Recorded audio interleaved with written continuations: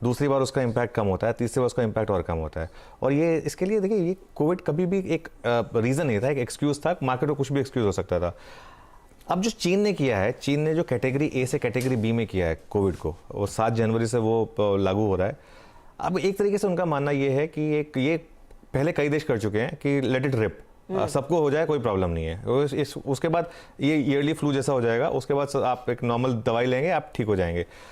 लेकिन इसका सबसे बड़ा इंप्लीकेशन क्या है, क्योंकि चाइना में करीब 3 साल से जीरो कोविड पॉलिसी थी। ये जो हो रहा है, ये इसका मतलब है कि फॉर्मल अब एक ओपनिंग अप है चाइना की। अब चाहे कुछ हो जाए, अब उनको फर्क नहीं पड़ता, अब वो ओपन अप होंगे। चाइना के ओपन अप होना 2023 की सबसे बड़ी थीम है। अभी आप अगले 7-8 दिन में आपके पास एक अच्छा मौका होगा अपने पोर्टफोलियो को भी उसी हिसाब से एडजस्ट करने के लिए कि कौन कौन सी कंपनी है जहां पर चाइना से रिलेटेड बिजनेस है। आपने कल मेटल्स में तेजी ऑलरेडी देखी थी और crude related place already play up कर रहे हैं। तो एक और जो थीम प्ले होगी, अगर आप एक मैक्रो के हिसाब से देखते हैं, आप जो इन ग्लोबल क्यूज का इंपैक्ट इंडिया पर अगर आप जानना चाहते हैं, तो ये है कि इंडिया वर्सेस चाइना में जो चाइनीज वैल्यूएशंस हैं वो अभी भी बेटर है। जी हाँ। और अब क्योंकि 3 साल के एक लॉकडाउन के बाद चाइना वापस खुल रहा है, देखिए चाइना में एक रिस्क फैक्टर हमेशा रहता है कि पॉलिसी कभी भी बदल सकती है, लेकिन वो रिस्क तो मार्केट लेगा। मेरा मानना यह है कि 2023 में आप चाइनीज मार्केट में एक मैसिव रैली देखेंगे, और वो रैली क्या इंडियन मार्केट की कॉस्ट पे आएगी, क्योंकि इंडियन मार्केट ने ऑलरेडी काफ़ी आउट परफॉर्म किया था चाइनीज़ मार्केट को पिछले 2-3 साल में, और वो वैल्यूएशन जो है चाइनीज़ मार्केट की बहुत अच्छी हो गई है। उससे मतलब हमारे जो डोमेस्टिक प्लेयर्स हैं उनको फर्क नहीं पड़ता, लेकिन जो ETFs हैं और जो FIIs हैं, देखिए आप पिछले 3 महीने में अगर आप देखेंगे तो बहुत पैसा गया चाइनीज़ मार्केट में। क्या वो कंटिन्यू करेगा 2023 में? मेरे लिए ये एक बहुत बड़ी थीम होगी। लेकिन मेरा ये मानना है कि आप ऐसी कुछ कंपनियां जैसे मेटल्स हो गई या कुछ और कंपनियां जहां चाइनीज़ मार्केट बड़ी है, वहाँ पर मुझे लग रहा है कि 2023 में उस हिसाब से अगर आप पोर्टफोलियो बनाएंगे तो आपको अच्छा पैसा बनेगा। 2023 में मुझे लग रहा है चाइना में एक बहुत बड़ी रैली होनी है। दिसंबर में हमने उसकी शुरुआत देखी थी, दिसंबर के लोज से ये चाइनीज़ मार्केट 15 से 20% भागे थे। मुझे लग रहा है कि 2023 पूरा का पूरा चाइना का रहने वाला है, और उसमें हमारी मार्केट उतना आउट परफॉर्म करेगी कि नहीं ये पता नहीं, लेकिन एक इंडिविजुअल सेक्टर वाइज आप उस पर फोकस कर सकते हैं। ओके, तो clearly China versus India specially fund flows के लिहाज से रहेगा, और हमने देखा भी है जो भारतीय बाजारों में बिकवाली की पोजीशंस है वो FIIs की तरफ से हल्की हल्की जारी रही हैं। अब वो फंड फ्लो और ड्राई आउट होता है और चाइना की तरफ जाता है या नहीं, उस पर एक बड़ा वर्डिक्ट आना बाकी है।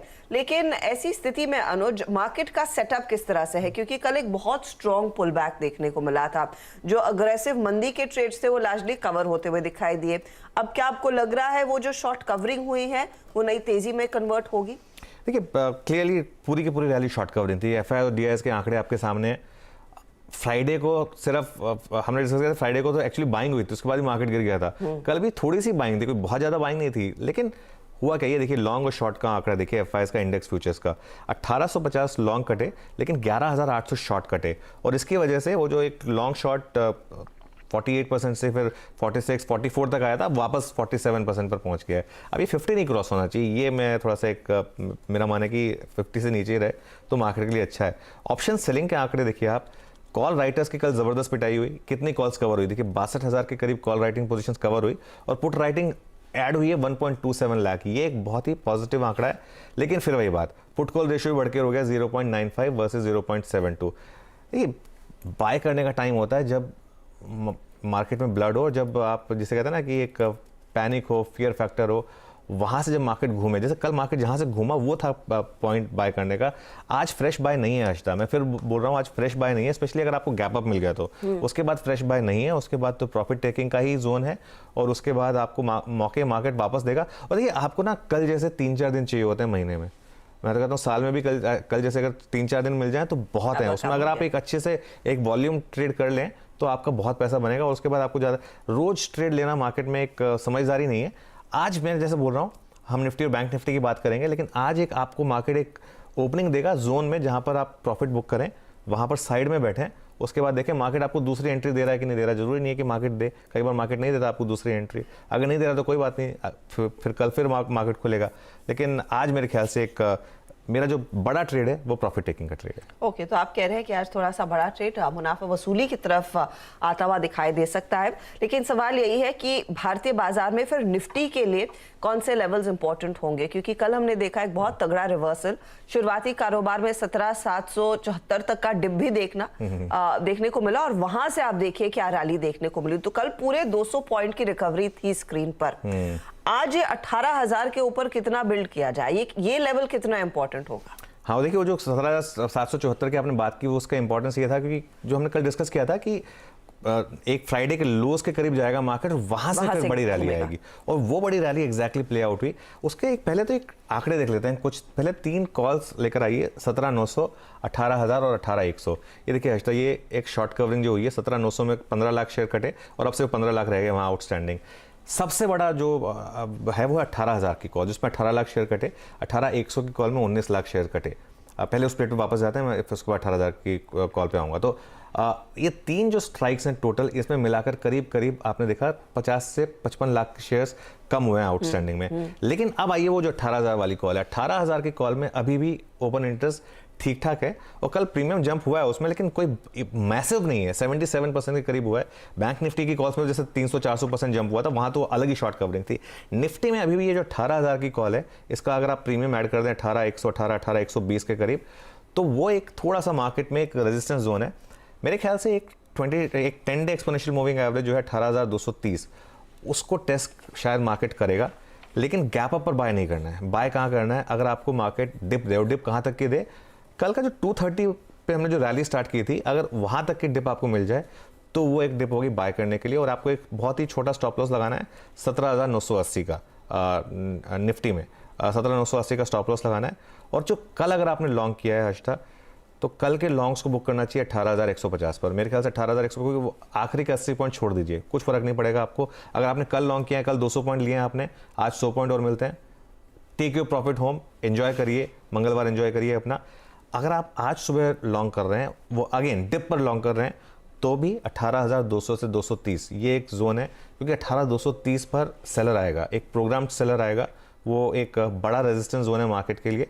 और एक बेयर भी वेट कर रहा था कि बेयर भी वेट कर रहा है कि एक बार मार्केट में थोड़ा वापस कॉन्फिडेंस आए तो हम फिर वापस एक शॉर्ट करें। लेकिन शॉर्टिंग नहीं करनी है आपको, शॉर्टिंग तब तक नहीं करनी जब तक मार्केट इंडिकेट ना करे। मार्केट कहाँ इंडिकेट करेगा? अगर हम 17,950 के नीचे फिसलने लगे तो वहाँ पर एक शॉर्ट होगा। लेकिन बड़ी ट्रेड है, profit book, sit on the side lines. अगर आपको डिप मिले तो डिप में बाइंग की कोशिश करिए, और जो मैंने लेवल सजेस्ट करे, अगर कल के लॉन्ग्स हैं या आज के लॉन्ग हैं, उस हिसाब से आपको प्रॉफिट बुक करना है। थोड़ा सा प्रॉफिट बुकिंग की तैयारी आपकी हो जाए आज तो बेहतर है। 18,150 के आसपास मुनाफा बांधने का समय होगा। लेकिन अनुज, कल निफ्टी बैंक ने भी एक बहुत स्ट्रॉन्ग लीडरशिप ली है, 950 पॉइंट तक का इजाफा। और मैं नोटिस कर रही थी पीएसयू बैंकों में क्या हुआ, करीब 7% तक की तेजी देखने को मिली। यहां पर भी क्या मुनाफा वसूली की तैयारी होगी? नहीं, मुझे लग रहा है कि यहाँ पर भी होनी चाहिए, क्योंकि यहाँ पर भी क्या होगा, देखिए यहाँ पर इनफैक्ट कल जैसे बैंक निफ्टी में हमारा एक जिसे कहते हैं ना कि एक स्टिक जो नेक आउट वाला ट्रेड था कि बस कहीं भी बाय कर लीजिए बैंक निफ्टी में। आज मेरा एक सिंपल ट्रेड है, जहाँ पर भी बैंक निफ्टी खुले, अगर 150-200 पॉइंट का आपको मूव दिखे, सिंपल प्रॉफिट बुक और सेट असाइड 42,820 टू 42,900। हर्षिता, ये बहुत इंपॉर्टेंट जोन है। कल भी बैंक निफ्टी यहाँ से थोड़ा सा घुमा था ऊपर के लेवल पर, यहाँ से थोड़ी सी प्रॉफिट टेकिंग आई थी 42, क्योंकि कल हम डिस्कस कर रहे थे क्लोजिंग में कि क्या 43,000 आएगा, लेकिन वो नहीं आया, वो इस जोन से ही घुमा। ये जोन क्या है? ये जोन बहुत सिंपल है, 10 डे और 20 day exponential moving average. 10 day 42,820 का है, 20 डे 42,900 का है। तो वो जो ये जो जोन है, ये 80 पॉइंट का जोन है। अगर आपको ये जोन मिलता है, एक परफेक्ट अपॉर्चुनिटी है प्रॉफिट बुक करके साइड में जाने के लिए, क्योंकि अगर आपने 900 पॉइंट ऑलरेडी ले लिए बैंक निफ्टी में और आपको और 200 पॉइंट मिल रहे हैं, उसके बाद लालच का कहीं अंत होना चाहिए। आखिरी के 200-300 पॉइंट किसी और के लिए छोड़ दीजिए, और रिस्क रिवॉर्ड उसके हिसाब से फेवरेबल नहीं। अच्छा, अब आपको बाय कहाँ करना है बैंक निफ्टी? अगर किसी वजह से आपको मिल जाए 42,500 पर, अब वो मिलेगा कि नहीं ये देखने वाली बात है, लेकिन अगर मिलेगा तो फिर 100-150 पॉइंट के स्टॉप के साथ 42,500 पर बाइंग, लेकिन ऊपर के लेवल पर बाइंग नहीं है। और आज थोड़ा सा बचकर ही चलें। आज मुझे लग रहा है कि एक शायद हो सकता है आपको मार्केट एक बार रेड भी दिखा दे, क्योंकि आज हर किसी को लगेगा कि कल की रैली के बाद कि चलिए अब मार्केट वापस ऊपर आ रहा है और गैप अप के बाद फिर सब लॉन्ग साइड में शिफ्ट हो जाएंगे, पुट कॉल रेशियो 1.1 के करीब पहुंच जाएगा।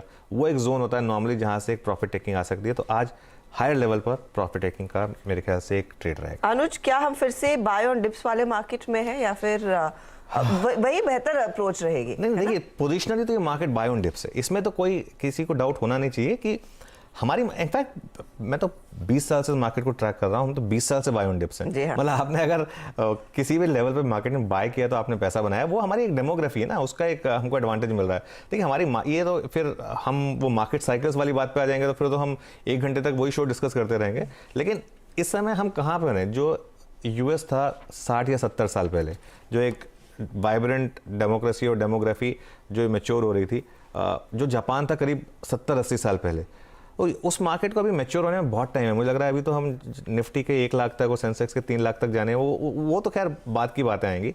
लेकिन हाँ, बड़ी ट्रेड बाय ऑन डिप्स है। लेकिन फिर एक बात है, इस हफ्ते की ट्रेड को ना एक वो मत मानिए, एक ट्रेंड डिसाइडर मत मानिए, क्योंकि वॉल्यूम्स काफ़ी कम रहेंगे। तो डाउन साइड की ट्रेड को भी, अप साइड की ट्रेड को भी एक ट्रेंड सेटर नहीं मानना है हमको। ट्रेंड आपको मंडे से इमर्ज होगा, अगले मंडे से। तो ये फिलहाल आपके लिए आज का सेटअप। बेसिकली आपको ऊपरी लेवल्स पर मुनाफा वसूली करनी, बाय एंड डिप का मार्केट रहेगा। लेकिन कल का जो ट्रेंड तेजी का बना था, उसके बाद आज थोड़ी सी मुनाफा वसूली के लिए रहिएगा तैयार। चलिए अब मंच खोल देते हैं, हमारे जानकारों से भी आपका परिचय करा देते हैं।